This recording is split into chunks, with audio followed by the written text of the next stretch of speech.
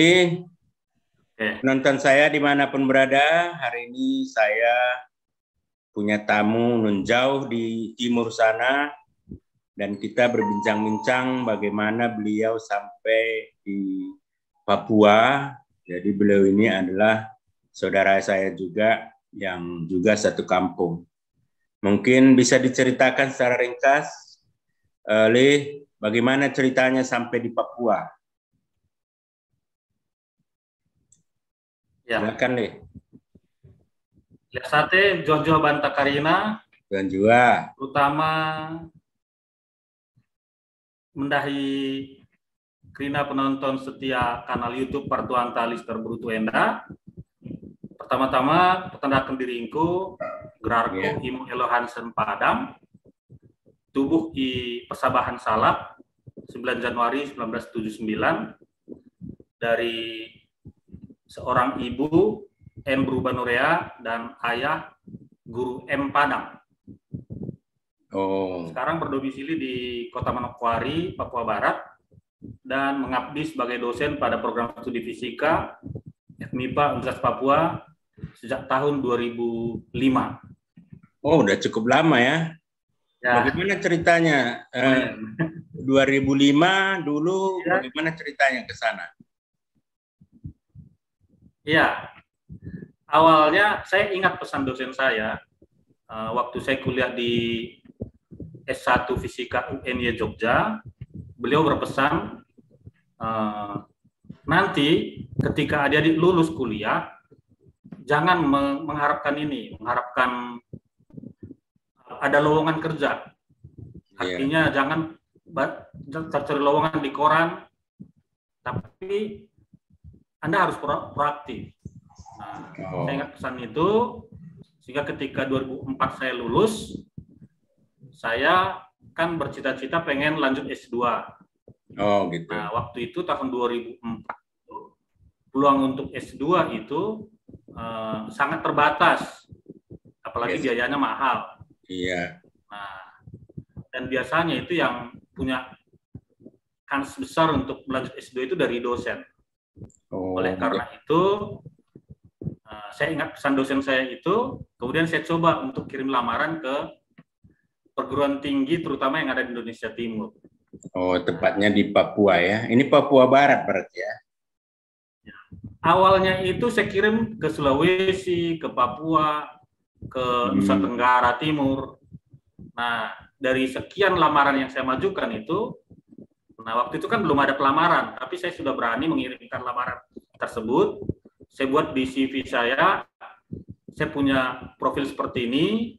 Jika Bapak Ibu membutuhkan profil seperti saya, mohon memberitahukan ke nomor saya ini.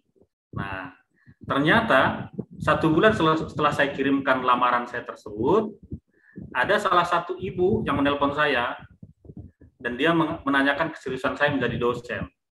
Nah, dia mengaku dosen di FMIPA Universitas Papua, dan menawarkan kalau memang serius, silakan segera urus tiket dan berangkat ke Papua.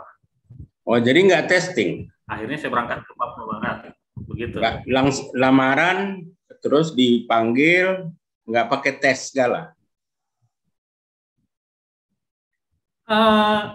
Waktu itu saya pikir tidak ada tes. Tidak ada tes, tapi ternyata setelah saya tiba di Manokwari, ternyata ada tesnya. Tes seperti PNS yang pada umumnya.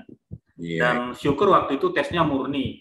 Murni, sehingga dari sekitar 15 orang pendaftar itu, saya salah satu dari 2 orang yang diterima. Oh, gitu ya. Jadi setelah 2005 ke Papua, lanjut S2. S1-nya tadi di Universitas apa itu? 2005 ke Papua, ya. Ya. 2005 saya ke Papua, kemudian saya mengabdi selama 2 tahun sampai 2007. 2007 saya diizinkan untuk melanjutkan S2 di Institut Teknologi Bandung, program studi TB ya. Instrumentasi dan Kontrol. Oh, jadi S1-nya berarti dari Universitas Negeri Jakarta. Jogja ya. UNJ ya. S1-nya dari Universitas Negeri Yogyakarta. Jogja ya. Kalau zaman saya itu namanya IKIP Yogyakarta. Ya kan? Dulu saya masih IKIP. Oh, masih IKIP juga. 98 saya masuk masih iya. IKIP. Tapi keluarnya Jakarta sudah ya, UNJ. sekarang UNJ. Baru S2-nya masuk ke ITB. Ya, gitu kira-kira lihat. S2-nya di ITB. Lanjut terus atau pulang dulu? Kemudian 2007 saya S2, kemudian 2010 saya selesaikan S2 saya, kemudian kembali mengabdi ke Papua. Oh gitu. Dan lanjut lagi S3 tahun 2015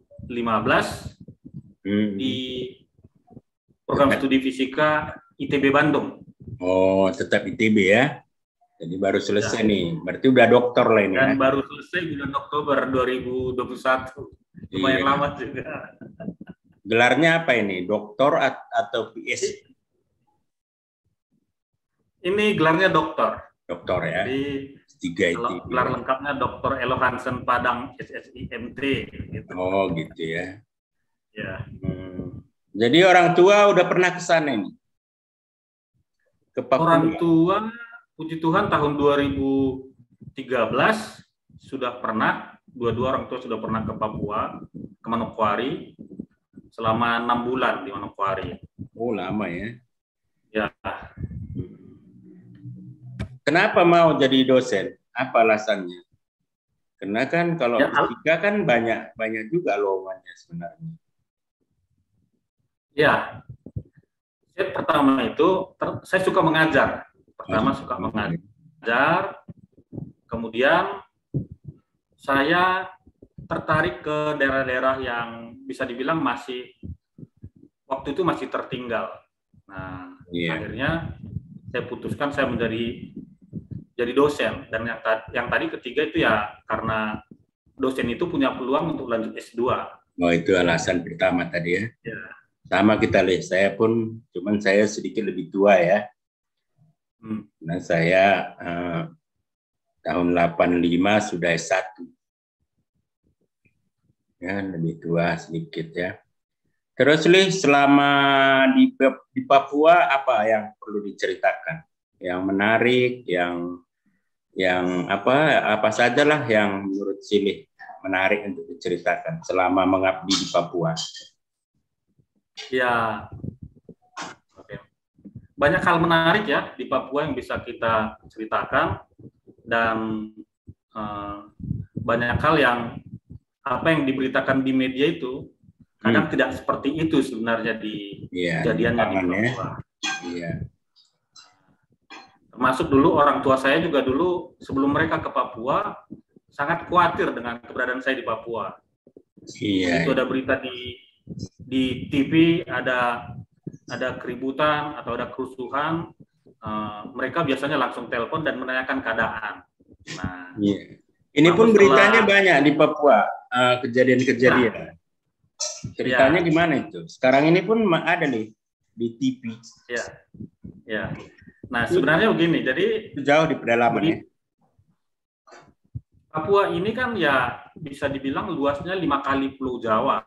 Atau mungkin sekitar 2 kali dari Pulau Sumatera.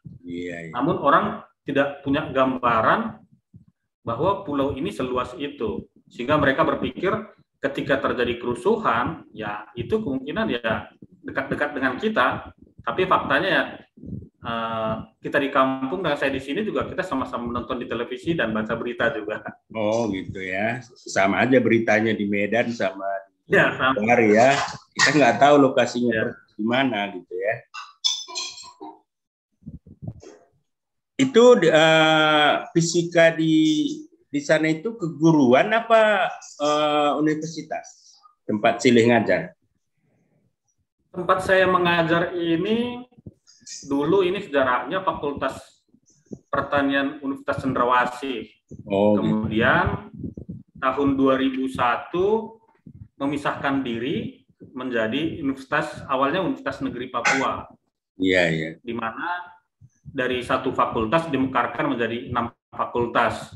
Salah satunya Fakultas Matematika dan Ilmu Pengetahuan Alam. Di dalam FMIPA ini ada satu program, ya, ada satu program studi, yaitu program studi fisika. Fisika ya. Ya, kemudian tahun 2010 dibuka program studi baru, yaitu program studi pendidikan fisika. Kemudian tahun 2014 yang tadinya namanya Universitas Negeri Papua, karena biasanya kalau ada negeri-negerinya itu ada konotasinya ke pendidikan, keguruan. Ya, ex-IKIP. Padahal ini kan bukan ex-IKIP, tapi ex-pertanian. Akhirnya dihilangkan nama negerinya sehingga menjadi Universitas Papua. Oh gitu ya. Kemudian program studi fisika dan program studi pendidikan fisika yang tadinya satu jurusan kemudian dipisah. Ada keguruan, ada keahlian ya. Ya, yang keguruan memisahkan diri menjadi FKIP, yang murninya tetap di fisika. Dan saya ada di fisika di FMIPA. Oh, bukan di keguruannya ya. Mungkin perlu informasi untuk saudara-saudara kita atau untuk umum. Di Manokwari ini Universitas Papua namanya ya? Papua Barat, apa namanya? Kemudian berapa fakultasnya sekarang ini? Ya, Universitas Papua ini sekarang ada 12 fakultas. Oh gitu. 12 fakultas. Di mana itu mayoritas fakultasnya adalah fakultas eksakta. Hanya 3 yang sosial, yaitu sastra, kemudian ekonomi, dan hukum. Bukan. Sastra, ekonomi, dan keguruan. Oh, keguruan ya. Saya kan antropologi, Le. Ada nggak jurusan antropologi di sana? Ya. Ada. Karena teman saya ada dari Universitas Jayapura. Teman saya kuliah dulu. Ya, ada antropologi ada. Ada juga ya. Di bawah Fakultas Sastra, mulai berdiri tahun 2014. Oh, gitu ya. Kalau orang Pak berapa orang di situ jadi dosen? Sendiri atau ada yang lain? Nah, yang jadi dosen baru saya sendiri. Oh, tapi di pemerintahan ada? Di pemerintahan, di Manokwari ini di pemerintahan, setahu saya tidak ada, tapi ini ada di kepolisian ada. Kepolisian ya. Tambang mungkin swasta nggak ada? Polisian. Di tambang kalau di Manokwari di Papua Barat kan tambangnya tidak ada yang besar. Oh. Jadi kalau Freeport itu kan di Papua. Jadi di Papua, ya. Saya tidak tahu juga kalau di Freeport ada orang Pak atau tidak. Iya. Nggak ada kumpulannya kalian buat di situ. Kumpulan orang Pak atau orang Sumatera Utara. Nggak ada persatuannya, entah STM-nya, entah kumpulannya. Belum ada. Untuk perkumpulan Sumatera Utara, kalau di sini saya lihat untuk kita orang Pak belum ada ya, karena mungkin hanya beberapa orang. Dikit, tapi yang saudara kita yang dari Toba, mereka punya perkumpulan biasa ya, perkumpulan marga-marga ada. Oh. Juga orang Karo mungkin perkumpulan suku. Tapi kalau kita Pak mungkin karena hanya, kalau saya tidak salah baru sekitar 3 atau 4 keluarga di sini. Oh ya. Jadi, yang tahu ya. Satu perkumpulan mungkin agak susah, tapi kita saling kenal semuanya. Iya. Tapi mungkin tidak berorientasi etnis, bisa saja berdasarkan wilayah Sumatera Utara, nggak dibuat gitu. Belum. Atau Silih belum masuk karena baru pulang. Terus gini aja lah, Le. Kira-kira itu kan kita cerita di Papua sini dari 2005 sampai sekarang di sana, kemudian S1-nya di Jogja, S2-nya ITB, S3-nya juga di ITB, dan sekarang sudah memperoleh gelar doktor. Mungkin cerita sedikit lah tentang sebelum ke Jogja, di mana SMA-nya, di mana SMP-nya, di mana SD-nya. Ceritakan. Oh ya, oke, ya. Eh, ya, Li.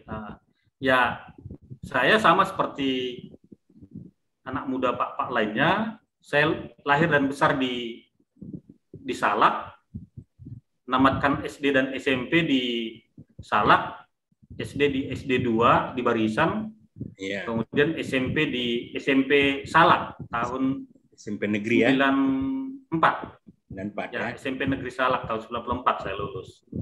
Kemudian lanjut SMA-nya di Medan, di SMA Negeri 2 Medan. Di Komplek Polonia. Iya. Ya. Dari situ baru masuk ke sempat menganggur juga 1 tahun karena keterbatasan biaya. Kemudian sempat menganggur 1 tahun dan akhirnya saya kuliah diterima di Jogja. Waktu itu saya diterimanya dari Bandung. Jadi waktu itu saya ikut saudara ke Bandung, kemudian ikut bimbingan belajar di Bandung, dan lulus tesnya dari Bandung. Oh, lulus tesnya di Bandung, S1-nya berarti S1-nya di Jogja ya? Kenapa? Kok nggak ada biaya? S1-nya di Jogja. Kenapa rupanya? Ya. Mungkin bisa ceritakan latar belakang keluarga. Ya, kampung. Tahun itu mungkin tahun sulit ya. Jadi ya orang tua juga mungkin keterbatasan biaya. Akhirnya ya tunggu 1 tahun dulu, menganggur 1 tahun. Baru lanjut kuliahnya. Ya, mungkin masa di waktu kecil ceritakan deh. Kira-kira apa yang dialami di Salak atau di Persabahan dulu, apa ceritanya, di mana? Kan di zaman itu mungkin orang tua pun ya udahlah tamat SMA SMP cukuplah gitu kan, tapi kok Silih bisa sampai ke merantau lah kuliah ke Jogja. Apa yang diberikan orang tua? Apa nasihatnya? Bapaknya? Ya, jadi kalau masa kecil ya sama mungkin seperti anak-anak yang lain, ya bermain. Kalau musim tanam padi, musim muro juga ikut muro. Nah, kalau hari Minggu mungkin mais-mais, cari ikan dan sebagainya saya lakukan juga. Nah, namun orang tua itu, terutama ayah saya dulu pesan satu hal. Kalau kamu kuliah, coba kamu kuliah yang jarang diminati orang. Nah, contohnya apa? Contohnya ya eksakta, begitu kira-kira. Akhirnya ya sudah, mungkin tertanam dalam pikiran, ya masuk jurusan eksakta. Tapi sebenarnya dulu fisika itu bukan pilihan saya, bukan pilihan utama, maksudnya bukan pilihan utama. Dulu niatnya mau jadi dokter. Iya. Nah, masuk fisika malah karena ya dari sekian mata pelajaran itu fisika yang saya paling rendah. Oh, justru ya, tapi justru di situ yang sehingga target saya itu nanti kalau saya bisa kuliah di jurusan fisika 1 tahun, mungkin bisa memperbaiki nilai saya ketika ujian waktu itu masih Sipenmaru. Iya. Ini UMPTN namanya UMPTN. Iya, jadi untuk memperbaiki nilai itu saya ikut kuliah 1 tahun di fisika. Iya, gitu. Tapi terus kan, nggak jadi berhenti kan, nggak jadi pindah lagi. Kemudian akhirnya 1 tahun, ya 1 tahun di fisika malah akhirnya jatuh cinta dengan fisika. Kemudian jatuh cinta dengan fisika, jatuh cinta dengan suasana Jogja. Kemudian akhirnya saya memang tahun berikutnya tetap ikut ujian UMPTN, namun pilihannya saya jatuhkan ke kedokteran UGM dan peternakan UGM.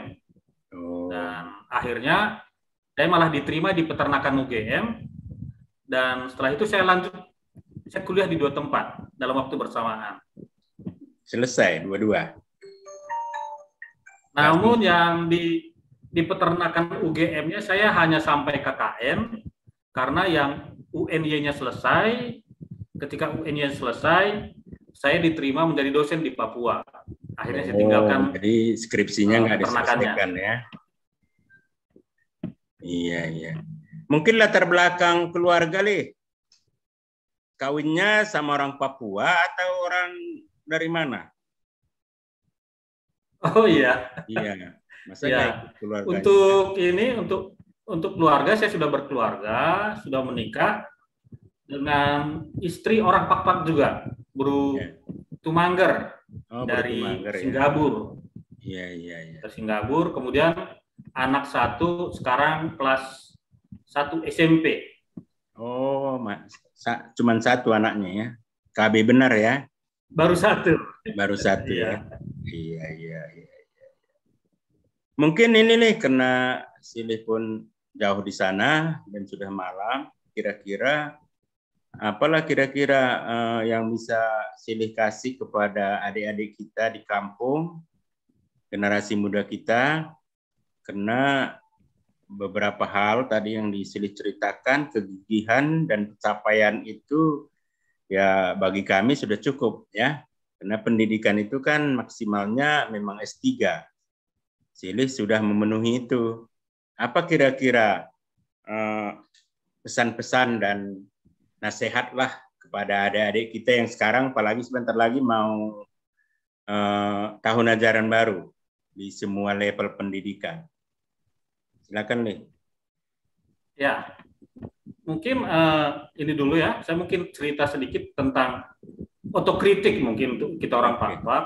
Pertama itu kita tidak percaya diri. Oh. Tidak percaya diri. Berarti harus percaya diri. Akibatnya kita mungkin jadi tidak punya daya juang. Nah, kemudian tidak optimis, kemudian mudah berputus asa. Mungkin hal-hal ini kita harus tinggalkan. Budaya seperti itu, kita harus menjadi orang yang optimis, orang yang punya percaya diri, dan satu lagi mungkin kita harus tinggalkan yang namanya duhul. Duhul ya. Duhul itu kan seperti merendahkan, ya, merendahkan atau mencengkali ya, mencengkali atau menghastai. Menghastai orang. Saya sering menemukan hal seperti itu. Nah, walaupun saya sudah jadi dosen, masih ada saya lihat orang yang menduhuli. Iya. Mungkin itu sifat manusia, Li. Bukan. Ya, hal-hal seperti ini harus kita tinggalkan supaya apa? Supaya kita bisa maju. Iya. Kemudian maju, kemudian harus punya optimisme, harus percaya diri. Keterbatasan biaya itu bagi kita orang Papua mungkin hal biasa, tapi ya dari keterbatasan itulah kita bisa memiliki daya juang yang tinggi. Iya. Saya juga dilahirkan dari orang tua yang bukan berada, orang tua yang bisa dibilang ya pas-pasan juga. Nah, tapi saya punya daya juang yang tinggi. Bahkan dosen saya yang terakhir ini, yang dosen promotor saya ini, mantan rektor ITB, Profesor Lilik Endrajaya, dia bilang ke saya, ini Elo ini adalah orang yang punya daya juang yang sangat tinggi. Iya. Jadi dengan kata lain, daya juang itu sangat penting. Jangan alasan ekonomi membuat kita tidak punya daya juang. Kalau daya tinggi, betul. Ekonomi itu hanya satu indikator, gitu kira-kira ya. Dan itu bukan indikator utama. Ya. Jadi kita harus memiliki daya juang yang tinggi. Kemudian rasa optimis. Iya. Harus tanamkan optimis. Kemudian rasa percaya diri. Harus ditanamkan percaya diri.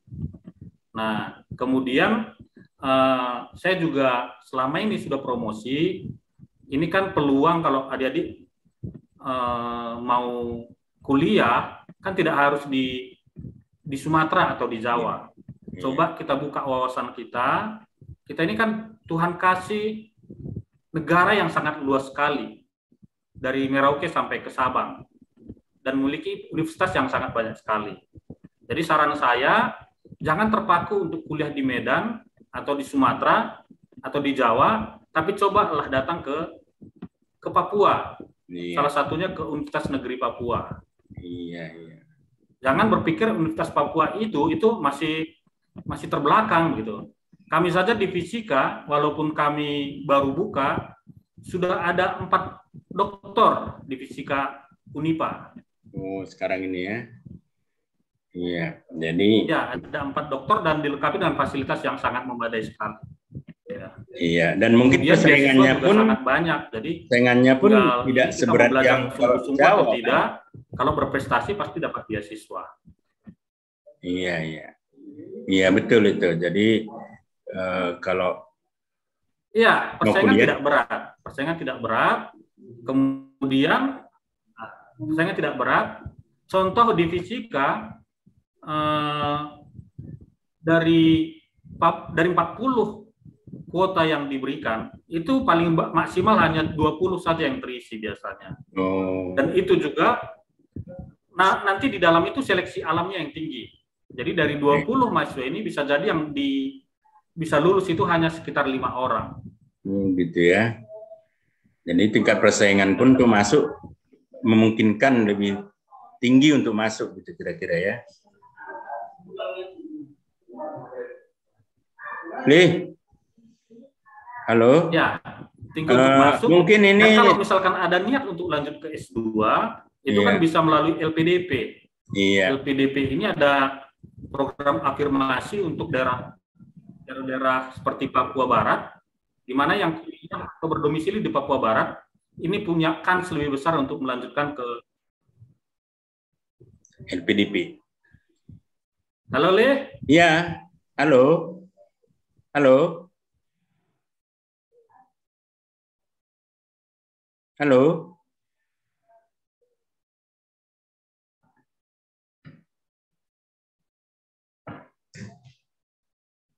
Halo.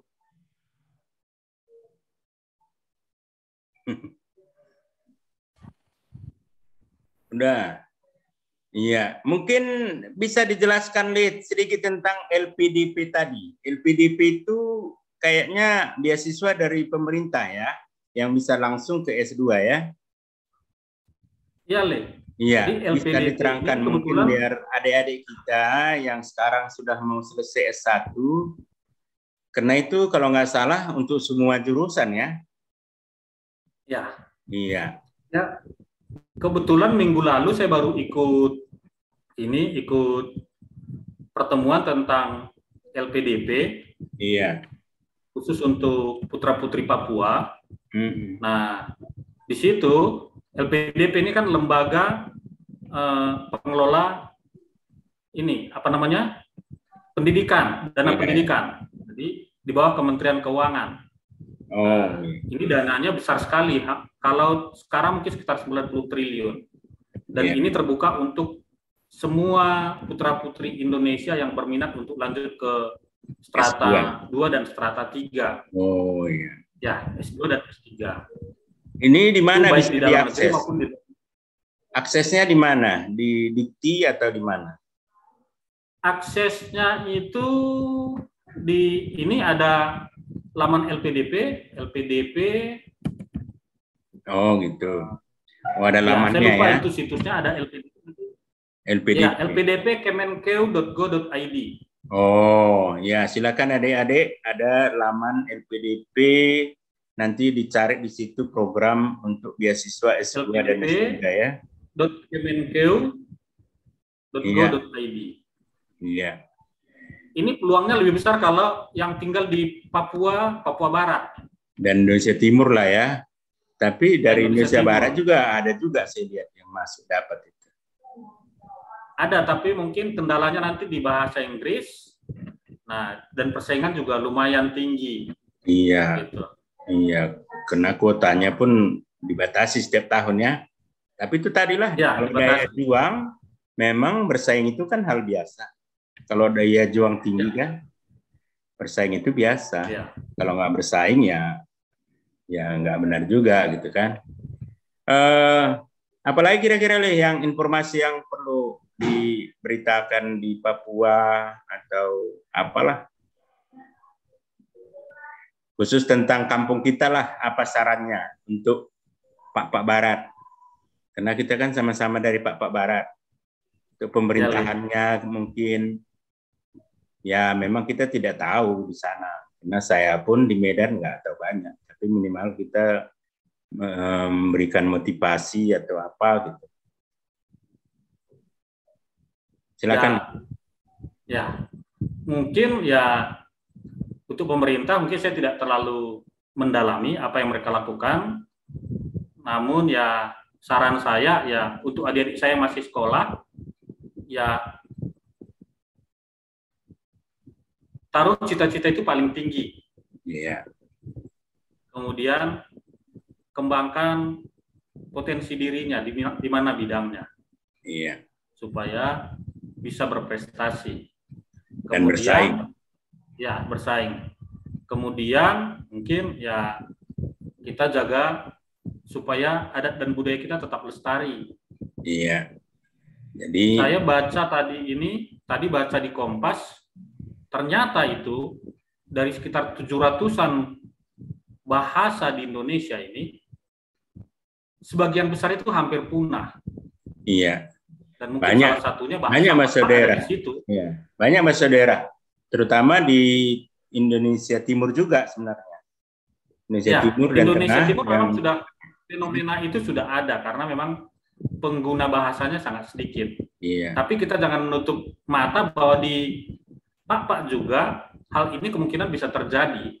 Karena apa, saya perhatikan fenomenanya anak-anak kita ini yang masih baru, yang kecil-kecil ini, mereka biasanya diajari orang tua pakai bahasa Indonesia. Iya, celakanya di kampung pun orang-orang tua ngajari bahasa Pak, bahasa Indonesia ya. Kalau kita kan SD nggak tahu bahasa Indonesia. Iya. Padahal itu bahasa Pak. Padahal itu bahasa Pak itu kan hanya diperoleh di rumah, di keluarga. Iya. Kemudian bahasa Indonesia itu nanti otomatis dia tahu sendiri ketika dia bergaul, kemudian sekolah, dia akan otomatis tahu sendiri bahasa Indonesia. Sementara bahasa Pak ini kalau tidak diajar dari rumah, nanti dia di rumah itu mungkin sampai SMA, kemudian setelah itu akan merantau. Iya. Kalau dia tidak pernah diajar bahasa Pak di rumahnya, ya kapan dia akan memahami bahasa Pak itu, dan mungkin itu akan terjadi kepunahan kalau tidak ada penuturnya lagi. Usaha ya, penuturnya nggak ada. Jadi itu bedanya nih. Itu saya lihat juga karena saya kan agak sering ke kampung. Anak-anak orang-orang tua di sana, terutama anak-anak muda, itu bahasa di rumah banyak berbahasa Indonesia. Saya bingung juga. Padahal kami dulu waktu SD sampai kelas 6 itu mungkin 80% berbahasa Pak di sekolah itu. Kalau di rumah ya udahlah mungkin sampai 1000% ya. Tapi di sekolah 80% bahasa Pak kan SD. Kalau sampai kelas 3 100% bahasa Pak guru mengajar ya. Jadi itu kerisauan kita juga ya, jangan sampai punah. Mudah-mudahan kita semua orang Pak baik di rantau terutama di kampung, jangan sampai anak-anak itu pun diajari bahasa Pak mulai dari kandungan sampai lahir ya. Karena bahasa Indonesia seperti dikatakan Pak Padang ini, itu kalau dia sekolah otomatis pasti tahu ya. Mungkin terakhir nih untuk orang tua yang melahirkan dan membesarkan, apa ucapannya kepada orang tua? Pada orang tua saya, Guru M. Padang dan Ibu N. Banurea, ya masih sehat, saya ucapkan terima kasih. Bagaimana? Masih sehat kan orang tua kan? Masih sehat, puji Tuhan masih sehat. Ya, masih sehat. Dan saya mengucapkan terima kasih atas didikan yang diberikan selama ini, bahkan dukungan sampai saya bisa menyelesaikan S3 ini, dukungan mereka sangat besar sekali. Baik dukungan doa juga dukungan moral dan material juga. Nah, saya ucapkan terima kasih, kiranya panjang umur dan ya tetap mendoakan kami di Papua ini tetap dalam keadaan sehat-sehat. Gitu. Mungkin untuk guru-guru nih, guru-guru SD, SMP, SMA, mungkin masih ada. Kalau saya nih, guru SD saya sudah nggak ada. Guru SMP pun hampir sudah semua nggak ada. Ya, guru SD saya mungkin sudah banyak yang pensiun juga. Yang seingat saya ada beberapa guru saya, Pak Buang Menalu, yang rumahnya di depan kantor polisi. Kemudian Pak Tumangger. Sebutkan aja nih namanya, biar orang. Saya lupa namanya. Oh, lupa namanya. Guru SMP. Ya, kalau Pak Tumangger, seingat saya Pak Abidin Tumangger, guru SD waktu kelas 5. Ya, dan guru-guru yang lain mungkin di SD. Kemudian di SMP juga banyak guru yang mungkin sudah pada pensiun juga, seperti Ilhana Ampun, seperti Pak Solin dan sebagainya. Nah, saya mengucapkan terima kasih. Dan yang saya paling ingat itu Pak ini dulu, kepala sekolah kami Pak waktu SMP, Pak Lingga. Oh, Lingga. Lupa nama Ami. Medan dia udah pensiun. Ya, di Medan, sekarang di Medan. Nah, saya ingat dulu pesan beliau itu, ketika upacara ini, dia selalu bilang apa? Tengen ke moa doi belum raja doi. Iya. Rambah karina kan? Nah, ulang mau harap kan kalak nolak ki pemaju kutamen mulai mau diri munai. Itu adalah pesan beliau. Dan itu sampai sekarang masih saya ingat pesan itu. Iya. Dan saya mungkin berhutang berhutang ke tanah Pak karena saya bisa seperti ini hari ini ya itu karena dari Pak. Dari sana ya.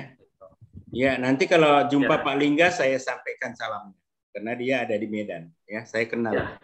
Titip salam Pak ke Pak Lingga. Iya. Iya. Jadi mungkin itu sajalah percakapan kita hari ini. Ya, mudah-mudahan Pak Elo Hansen di Papua tetap dalam keadaan sehat, tidak kurang sesuatu apapun. Dan mudah-mudahan saja perbincangan ini ada manfaatnya bagi kita semua. Ya. Jadi begitu saja, Lih. Pertemuan kita hari ini mungkin sudah cukup panjang juga ya, walaupun agak tersendat-sendat ya. Jadi juan-juan, Lih, salam sehat selalu. Nanti kalau saya gabung ya, karena kita masih bersaudara dan sebenarnya kita bertetangga. Kami di Kecupa, Pak Elo Hansen di Persabahan, pun di Persabahan kan? Masih di sana. Ya, Persabahan, Lih. Ya, iya. Gitu aja, Lih. Apa ada lagi mau dikatakan? Ya, saya ucapkan terima kasih kepada Pak Lister Brutu, pemilik channel ini, sudah memberikan kesempatan pada saya untuk berbicara di sini. Mudah-mudahan bisa motivasi adik kita, terutama adik kita ya yang di kampung, supaya mereka juga punya semangat juang untuk mencapai cita-cita mereka. Iya. Sateli. Juan-juan, Lih. Salam sehat selalu ya. Ya. Juan-juan, salam sehat. Iya.